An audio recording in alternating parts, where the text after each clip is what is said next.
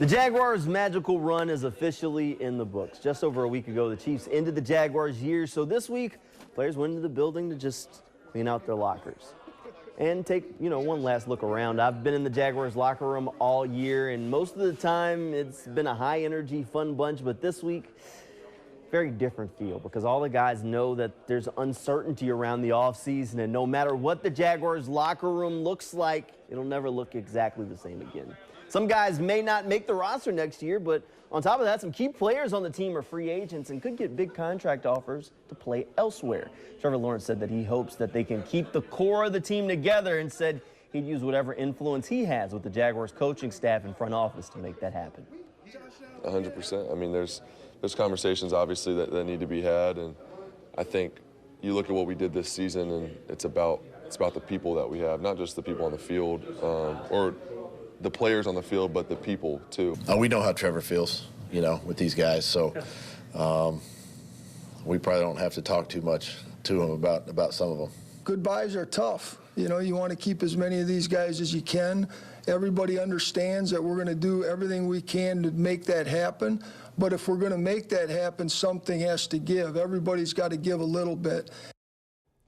Trent's right. Goodbyes are tough, but one guy that the Jaguars shouldn't be saying goodbye to is Engram. He's one of their biggest free agents this year. Engram signed a one-year deal, prove-it kind of deal last offseason with the Jaguars, and boy, did he come to Jacksonville and prove it. Engram set career highs in yards and receptions and set new franchise records in the process. Engram has consistently said he wants to stay in Jacksonville, but there is a business side of things that has to get taken care of for that to happen. Conversations will get there. I think everything will take care of itself in that aspect. But like I've said before, it's definitely a place where I want to be and where I want to continue my career and be a part of what's being built here for sure.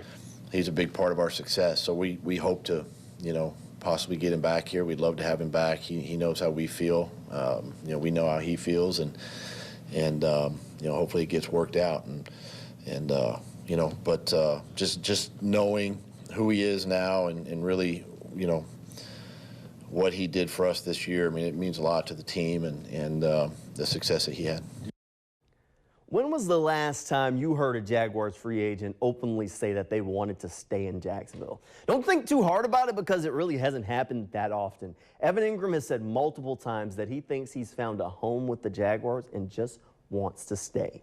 Ingram's the type of guy that the Jaguars have to find a way to keep. From day one, he's been a leader by example in the Jaguars locker room. During training camp, every day, first guy out on the field working. On game day, every week, first guy out on the field working. The success that Engram had this year was far from a fluke. Engram put in the work every step of the way and has earned a new deal with the Jags. This is the type of deal that good teams just find a way to get done. Everyone always talks about the Jaguars not being able to keep their good players that they draft. Well, they didn't draft Engram, but the sentiment kind of remains the same. The Jaguars have to start being able to keep good young players. The Giants moved on from this guy. The Jaguars land him, and he showed that he's the player that people thought he was when he was a first-round pick. You can't just let this dude walk out the door. I caught up with Frank Frangie and ESPN's Mike DiRocco earlier this week, and both say that re-signing Engram has to be priority number one.